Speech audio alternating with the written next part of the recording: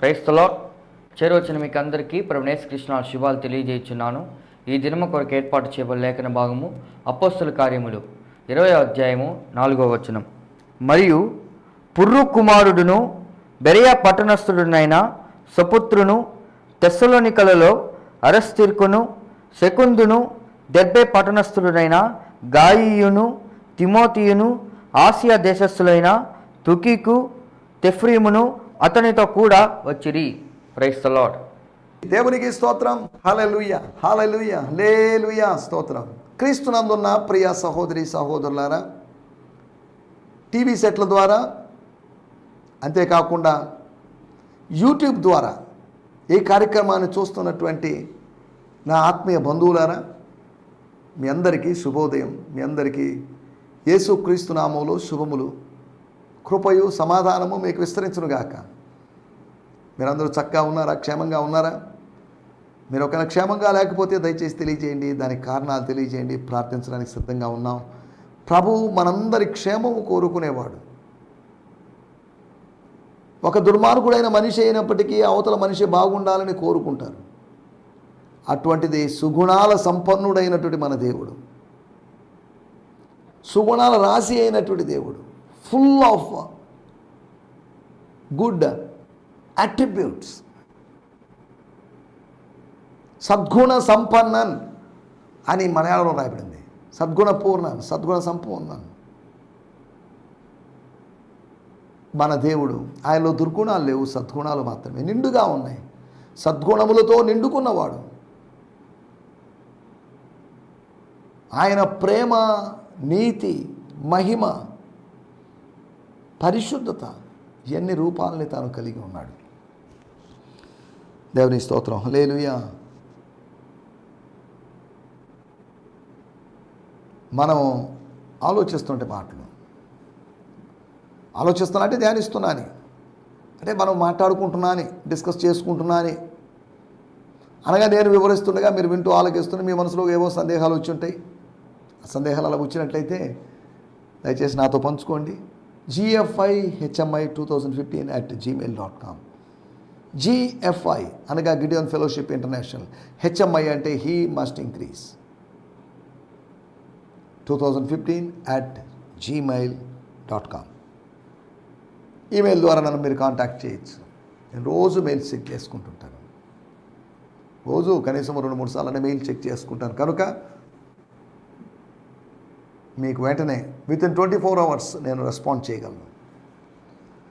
దేవుని స్తోత్రం. హల్లెలూయా. సమయంలో మనం దేవుని వాక్యాన్ని విందాం. నిన్న మనం 4 శత్రువు యొక్క ఆయుధాల గురించి మాట్లాడుకున్నాం. అపవాదికి 4 ఆయుధాలు మాత్రమే కాదు, అనేకమైన ఆయుధాలు ఉన్నాయి. కానీ ఈ అధ్యాయంలో కనిపించినటువంటి 4 ఆయుధాలు ఏ విధంగా శోధిస్తాడు, ఎటువంటి వాటిని వాడుకొని మనల్ని శోధిస్తాడు. వాడు శోధించకుండా ఉండలేడు, వాడు వేధించకుండా ఉండలేడు, వాడు బాధించకుండా ఉండలేడు. వాడి తత్వం అది, వాడి మారని తత్వం, స్థిరమైన తత్వం అది. ఆయుధాలు తయారు చేయబడవు అని కాదు, ఆయుధాలు తయారు చేయబడతాయి. కానీ తయారు చేయబడినంత మాత్రాన అవి విజయం సాధించాలనే లేదు. ఒక ఆయుధం వాడకుండా ఉన్నాం, అది తుప్పు పట్టిపోతుంది, అది డ్యామేజ్ అవుతుంది. ఒక కారో ఒక బైకో కొన్ని నెలలుగా ఉపయోగించకుండా మూలపడేసాం, అది డ్యామేజ్ అవుతుంది. అలాగే స్తోత్రం. విశ్వాస జీవితంలో మనం విశ్వాసాన్ని ఉపయోగించుకోకుండా, అభ్యాసం చేయకుండా దాన్ని పక్కన పెట్టేస్తే దానివల్ల ప్రయోజనం లేదు. అది దుర్వినియోగమైనట్టే, అది పాడైపోయినట్లే. వర్ధిల్లని ఆయుధాలు ఉన్నప్పుడు వర్ధిల్లే ఆయుధాలు కూడా ఉన్నాయి. వర్ధిల్లే ఆయుధాలు దేవుని ఆయుధాలని, వర్ధిల్లని ఆయుధాలు అపవాది ఆయుధాలని మనం మాట్లాడుకున్నాం. అల్లరిని ఆయుధంగా చేసుకుని అపవాది మన మీద దాడి చేయాల్సి వస్తుంది. దేవునికి స్తోత్రం. హల్లెలూయా.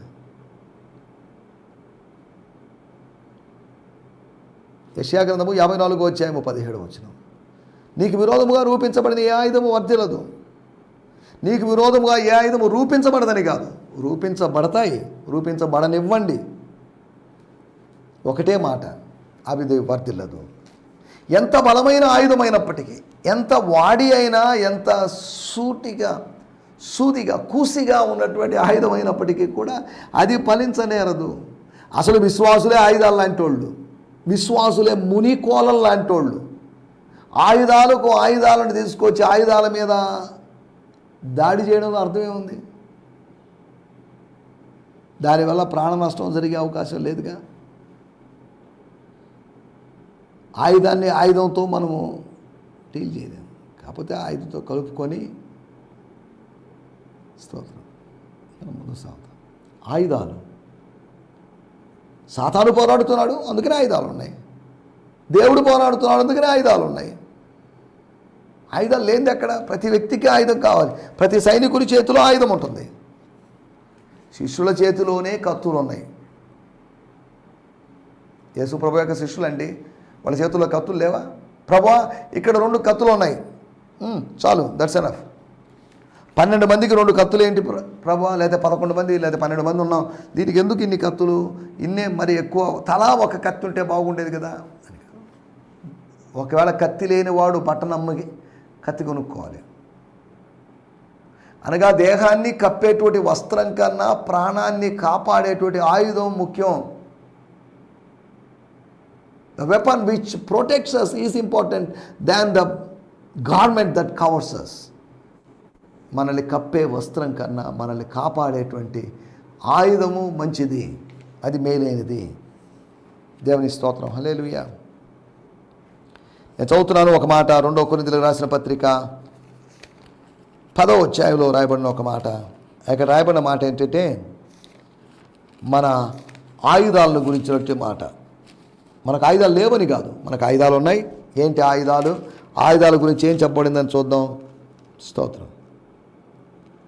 మేము శరీరధారులమై నడుచుకొనుచున్నను, శరీరాన్ని ధరించుకొని శరీరములో నడుస్తున్నాను, శరీర ప్రకారము యుద్ధము చేయము. 4వ వచనం, 2 కొరింథీ పత్రిక 10వ అధ్యాయం 4వ వచనం. మా యుద్ధోపకరణములు శరీర సంబంధమైనవి కాదు. ఎందుకంటే మా రాజ్యమే శరీర సంబంధమైనది కాదున్నప్పుడు మా యుద్ధోపకరణములు శరీర సంబంధమైనవి ఏమవుతాయి? దేవుని స్తోత్రం. మా యుద్ధోపకరణములు ఆత్మ సంబంధమైనవి కాబట్టి దేవుని ఎదుట దుర్గములను పడద్రోసి లేదా పడద్రోయగలిగినంత బలము గలవై ఉన్నాయి. ఆయుధాలు, యుద్ధోపకరణాలు ఎలాంటివి అంటే బలమైనవి, బలహీనమైనవి కాదు. అనగా వర్ధిల్లేవి. శరీర ప్రకారంగా యుద్ధం చేయకుండా ఆత్మ సంబంధమైన యుద్ధం చేయడానికి కావలసిన ఆత్మ సంబంధమైన ఆయుధాలే కనుక దేవుని ఎదుట దుర్గములు పడద్రోయిజాలనంత బలము గలవై ఉన్నవి. మేము వితర్కములను దేవుని గూర్చిన జ్ఞానమును అడ్డగించు ప్రతి ఆటంకమును పడదోసి ప్రతి ఆలోచనను క్రీస్తుకు లోబడినట్లుగా చెరపట్టుచున్నాము. చెరపట్టి, దేవుని స్తోత్రం, హల్లెలూయా. మనం ఆలోచిస్తున్న విషయం వాక్య భాగంలోకి వచ్చేద్దాం.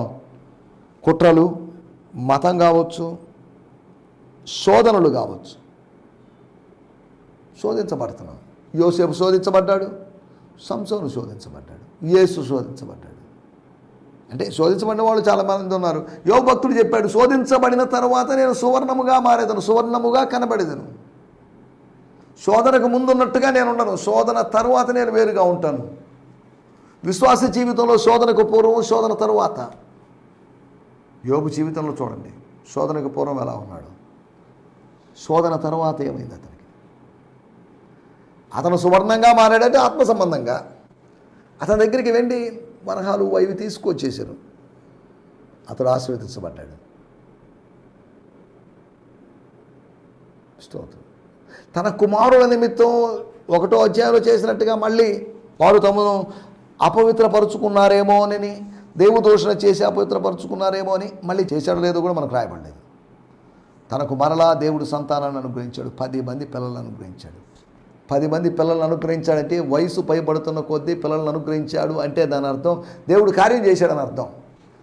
స్త్రీ ధర్మము ఉడిగినప్పటికీ యోబు భార్య జీవితంలో దేవుడు కార్యం చేశాడు. యోబు భార్యను ఎందుకు ఉంచాడు అని అనుకుంటే మళ్ళీ బిడ్డలు ఇవ్వాలి కాబట్టి యోబు భార్యను ఉంచాడు. ఈ భార్యను తీసేసి కొత్త భార్యను పెట్టవచ్చు కదా. విశ్వాసఘాతకురాలు అయినప్పటికీ కూడా ఆమెను విడనాడడం దేవుని చిత్తం కాదు.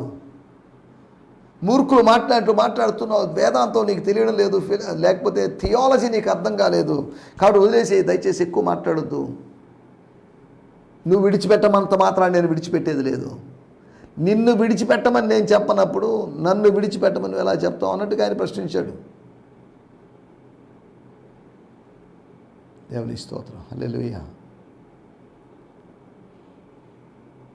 కాబట్టి 4 విషయాలు: అల్లరి వర్ధిల్లలేదని, కుట్ర వర్ధిల్లలేదని, మతము వర్ధిల్లలేదని. ఆ 4 వారం రోజులు 10 రోజులు తర్వాత యథావిధిగా సేవ జరిగింది. మనలో కాస్త విశ్రాంతి తీసుకుని మళ్ళీ రిఫ్రెష్ అయ్యి యుద్ధంలో దిగారు. స్తోత్రం, హల్లెలూయా. వీటి గురించి మనం నిన్న ఆలోచించాం. రండి మనం ఈ దినము మన ధ్యానం నిమిత్తమై ఏర్పాటు చేయబడిన లేఖన భాగము అపోస్తుల కార్యములు 20వ అధ్యాయము 4వ వచనం. మరియు పుర్రు కుమారుడును బెరియా పట్టణస్థుడైన సోపత్రును తెస్సలోనికలలో అరిస్తర్కును సెకుందును దెర్బే పట్టణస్థుడైన గాయియును తిమోతియును ఆసియా దేశస్థులైన తుకికు త్రోఫిమును అతనితో కూడా వచ్చిరి. మరియు సోపత్రు సన్ ఆఫ్ పుర్రు పుత్రుడైనటువంటి సోపత్రు బెరయా పట్టణస్థుడు. బెరయా వాడైనటువంటి సోపత్రు, తెసలోనిక వాడైనటువంటి అరిస్తర్కు, సెకండు దెర్బే అనేటువంటి ఊరికి చెందిన వాడైనటువంటి గాయు, అంతేకాకుండా తిమోతి బ్రదర్, అపోస్తలుడైన పౌలు యొక్క ఆత్మీయ కుమారుడైన తిమోతి, ఆసియా దేశస్థులైనటువంటి తుకికు త్రోఫిము అతనితో కూడా ఉండిరి. అనగా 2 ఆసియా దేశస్థులు, మిగతా 5 మంది ఆసియా దేశస్థులు కానివారు, నాన్ ఏషియన్స్ అండ్ ఏషియన్స్. వీళ్ళు 2 వాళ్ళ 5 మంది కలిశారు. వాళ్ళ మధ్యలో ఈ తారతమ్యం పోయింది. క్రీస్తులో సమానత్వం ఉంటుంది. మన టైటిల్ శిష్యత్వంలోని అనుభవాల గురించి మనం మాట్లాడుకుందాం. ఈ ప్రస్తావించబడినటువంటి 7 మంది పేర్లు ప్రస్తావించబడినటువంటి వీరు అతనితో కూడా అనగా పౌలుతో కూడా వచ్చారు. నేను చదువుతాను బ్రియాన్ సిమ్మన్స్ గారి తర్జుమాలో నుంచి.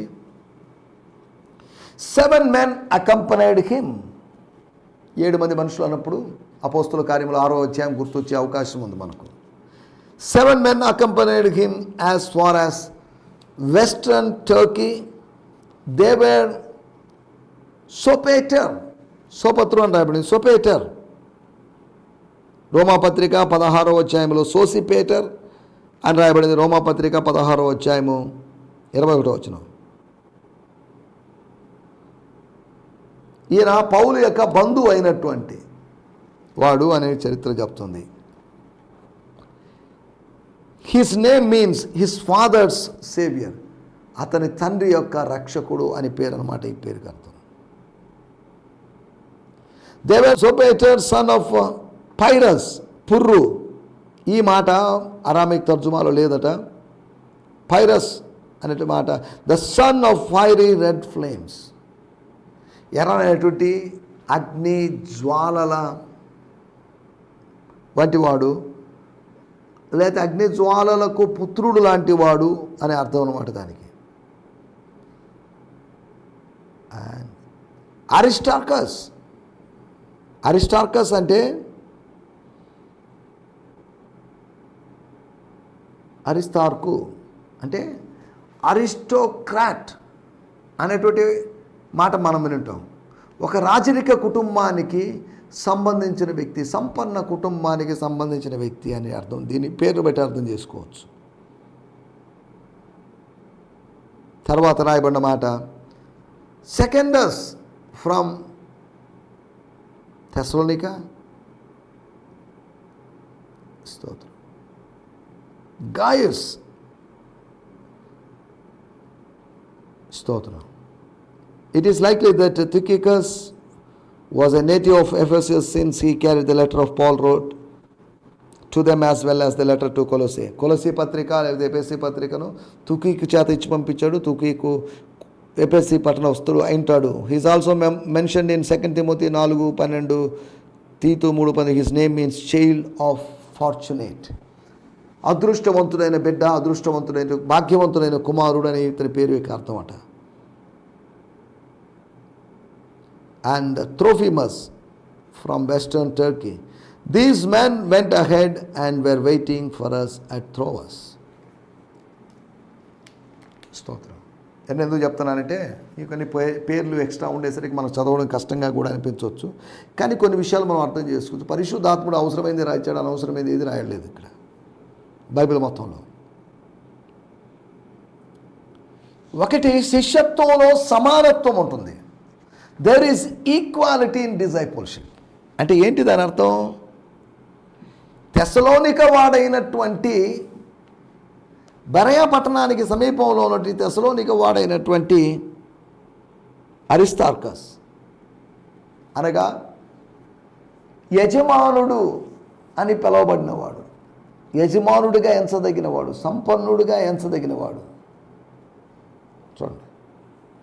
అదే సమయంలో సెకండు అన్నారు, సెకండస్ అనగా రెండో వాడు అని అర్థం.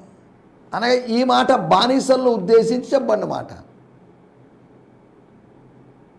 అనగా సెకండ్ పర్సన్, సెకండ్ జెండర్ అని కాదు, సెకండ్ పర్సన్ అనగా సెకండ్ క్లాస్ సిటిజన్ అనగా మొదటి తరగతికి చెందినవాడు కాదు, రెండో తరగతికి చెందినవాడు అనగా తక్కువ వాడు అనగా హై క్యాస్ట్ కాదు, లో క్యాస్ట్ అన్నట్టుగా చెప్పబడింది. చూడండి, మొదటి శతాబ్దంలోనే ఇలాగూ విభజనలు ఉన్నాయా అని అడగచ్చు. ఉన్నాయి. మొదటి శతాబ్దం ఏ శతాబ్దం అయితే మనిషే కదా. అనగా ఒక యజమానుడు ఉన్నాడు, అరిస్టార్కస్ ఉన్నాడు. అరిస్టార్కస్ ఉన్న చోటే సెకందస్ ఉన్నాడు. అనగా దాని అర్థం యజమానుడు దాసుడు అనేదంటూ ఏం లేదు. క్రీస్తు యేసునందు దాసుడని లేదు, స్వతంత్రుడని లేదు, అందరూ ఒకటే. All are equal. స్త్రీ అని లేదు, పురుషుని లేదు, ఆల్ ఆర్ ఈక్వల్. స్తోత్రం, హల్లెలూయా. మొట్టమొదటి విషయము, శిష్యత్వంలో సమానత్వం ఉంటుంది, క్రైస్తవత్వంలో సమానత్వం, క్రీస్తులో సమానత్వం. హలో, ఇక్కడికి వచ్చారు, ప్రార్థనకు వచ్చారు, మీరు వేరే క్యాస్ట్, మేము వేరే క్యాస్ట్, మీరు కొంచెం దూరంగా జరిగి కూర్చోండి, అటు కూర్చోండి, ఆ మూలలో కూర్చోండి, ఈ మూలలో. No, we are all one body. ఒక్క శరీరములోని అవయవాల్లాగా మనం ఉన్నాం. స్తోత్రం, హల్లెలూయా. ఒకే పాత్రలోని తాగాం, ఒకే రొట్టెని తిన్నాం. అంటే ఒక ఫ్యామిలీ మెంబర్స్ లాగా మనం బిహేవ్ చేస్తున్నాం. ఎవరింట్లో వాళ్ళు తింటుంటారు, కానీ ఒక ఫ్యామిలీ మెంబర్స్ అందరూ కలిసి తినే అవకాశం ఉంది, తినొచ్చు. ఈరోజు తినలేదు. ఈ రోజుల్లో ఆరంభ దినాల్లో ఉమ్మడి కుటుంబాలు అంతా ఉన్నప్పుడు అందరూ కలిసి ఆ వండుకున్నటి పాత్రలు మధ్యలో పెట్టుకొని ఆహారాన్ని వడ్డించుకుంటూ ఆనందంగా తినేవాళ్ళు. ప్రతిరోజు ఒక పండగలాగా ఉండేది. కానీ ఈ రోజుల్లో పండగలు అనబడినవి అరుదుగా వస్తున్నాయి. అంటే ఎప్పుడో ఒకసారి పండగ వాతావరణం కుటుంబాల్లో కనిపిస్తుంది. శిష్యత్వంలో ఒక సమానత్వం ఉంది. లోకములో, సమాజంలో సమానత్వం లేదు, శిష్యత్వంలో సమానత్వం ఉంది అని చెప్పడమే. శిష్యులందరూ సమానంగా ఉండాలి, మీరందరూ ఒకటే. మళ్ళీ డివిజన్స్, మీలో ఎవరు గురువు అని, బోధకుడని పిలువబడద్దు అని చెప్పాడు. ఒకటి, శిష్యత్వంలో సమానత్వం.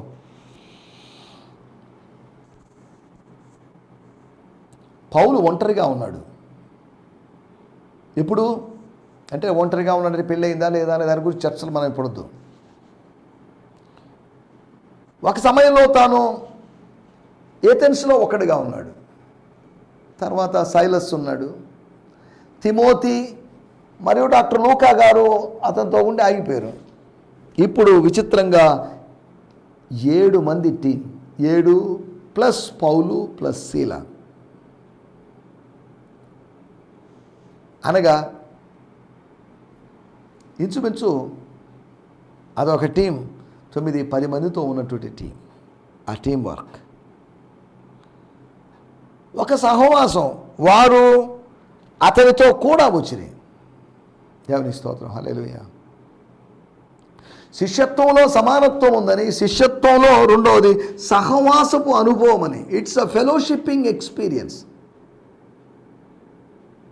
డిసైపుల్షిప్ అంటే మనం అదేదో training program, Bible training program, లేదా బైబిల్లో విషయాలు తెలుసుకోవడం అని కాదు అని అర్థం.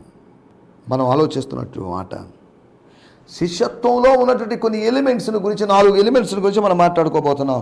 ఒకటి సమానత్వం ఉందని, రెండవది సహవాసం ఉందని, మూడవది 20వ అధ్యాయము 5వ వచనం. వీరు ముందుగా వెళ్ళి త్రోయలో మా కొరకు కనిపెట్టుకొని ఉండేది. వీరు ముందుగా వెళ్ళారు. 7 మంది ముందుగా వెళ్ళారు. 4 రన్నర్స్, ప్రిపరేషన్ చేయడం కోసం వెళ్ళిన వాళ్ళు, సిద్ధపరచడం కోసం వెళ్ళిన వాళ్ళు. హలో పాస్టర్ గారు వస్తున్నారండి, పౌల్ పాస్టర్. ఏ పాస్టర్ గారండి? అదేనండి పౌల్ పాస్టర్ గారు, మాకందరికి బాప్తిజం ఇచ్చాడు, మా ఆత్మీయ తండ్రి. ఆయన వస్తున్నాడండి. అవునా? ఇప్పుడు ఎక్కడ మీటింగ్ ప్లాన్ చేసుకుందాం, ఎక్కడో సమాజ మందిరపు అధికారులు లేకపోతే ఎవరో ఒకరి పర్మిషన్ తీసుకొని మనం పెట్టుకుందాం అన్నట్టుగా వాళ్ళు మాట్లాడుకోవచ్చు. దేవుని స్తోత్రం. మనం ఆలోచిస్తున్న విషయాలు వారితో కూడా వచ్చారు అని మాత్రమే కాదు, వారికి ముందుగా వెళ్ళినప్పుడు ఈ పులియని రొట్టెల దినముల వరకు అక్కడే ఉన్నారు వాళ్ళు, పౌలు గారు టీము. మీరు ముందుగా వెళ్ళి ఈ 5 రోజులు, వాళ్ళు త్రోయను చేరుకున్న రోజులు, మళ్ళీ వాళ్ళు 7 రోజులు, మొత్తం కలిపి 5, 7, 12, ఇంకా ముందు ఎన్ని రోజులు ఉన్నారో మనకు తెలియదు. వాళ్ళు ముందుగా వెళ్ళారు. దేవుని స్తోత్రం. ముందుకు సాగాలి, ఆగిపోకూడదు, ముందుగా వెళ్ళాలి. ఒకటి శిష్యత్వంలో సమానత్వం ఉందని, శిష్యత్వంలో సహవాసం, సహోదరతత్వం, సకుటుంబ తత్వం ఉందని. మూడోది 20వ అధ్యాయం 5వ వచనంలో మనం చెప్పుకున్నాం, అక్కడ తారతమ్యాలు లేవు. వాళ్ళు ఎవరు, మమ్మల్ని దేవుడు పిలిచాడో లేదో మాకు డౌట్ అండి, మాకేం తెలియదండి అన్న వాళ్ళు కూడా లేరు. అదొక జస్ట్ ఫెలోషిప్. 5వ వచనంలో రాయబడింది, అక్కడ సమిష్టి ప్రయాసం ఉంది. ఆ పౌలు గారు వాళ్ళతో మనకెందుకండి, మేమున్నాం, మేము చెప్తాం, మేము చేస్తాం, మేము యవనస్తులం కదా, ఆయన పెద్ద ఆయన అయిపోయాడు కదా, మాకు ఎక్స్పీరియన్స్ ఉంది కదా, మాకు ఎడ్యుకేషన్ ఉంది కదా, మాకు ఎన్లైట్మెంట్ ఉంది కదా అని వాళ్ళు మాట్లాడలేదు.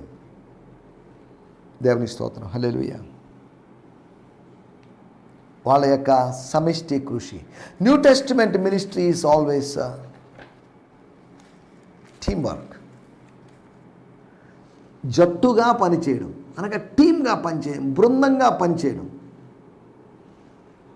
సమిష్టి ప్రయాసం, సమిష్టిగా పనిచేయాలి. సేవ అనేది వన్ మ్యాన్ షో కాదు. నేనే పాడుకొని, నేనే ప్రార్థన చేసి, నేనే ఆరాధన చేసి, నేనే ప్రసంగం చేసుకొని, నేనే ఆశీర్వాదాలు ఇచ్చి అంతా నేనే కాదు. నేను కాదు, క్రీస్తే. అలాగని క్రీస్తు స్వయంగా దిగి వచ్చి చేస్తాడని కదా దాని అర్థం. ఇతరులకు ఒక ఇన్వాల్వ్మెంట్ ఇద్దాం.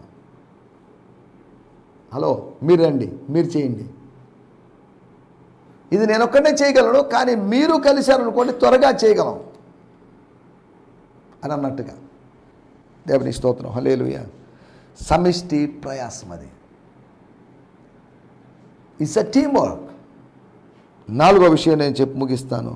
20వ అధ్యాయము 7వ వచనం. ఆదివారమున మేము రొట్టె విరుచుటకు కూడినప్పుడు పౌలు మరునాడు వెళ్ళనైంది వారితో ప్రసంగించుచు అర్ధరాత్రి వరకు విస్తరించి మాట్లాడుచుండెను. చాలండి. పౌలు మరునాడు వెళ్ళనై ఉండగా, త్రోయను విడిచి వెళ్ళనై ఉండగా, త్రోయ నుంచి ఆయన మైండ్లో మాసిడోనియా, తర్వాత మళ్ళీ జెరూసలేం వెళ్ళాలి, అటు చేసినా అక్కడికి వెళ్ళాలి, రిపోర్టింగ్స్ అన్నీ చేయాలి.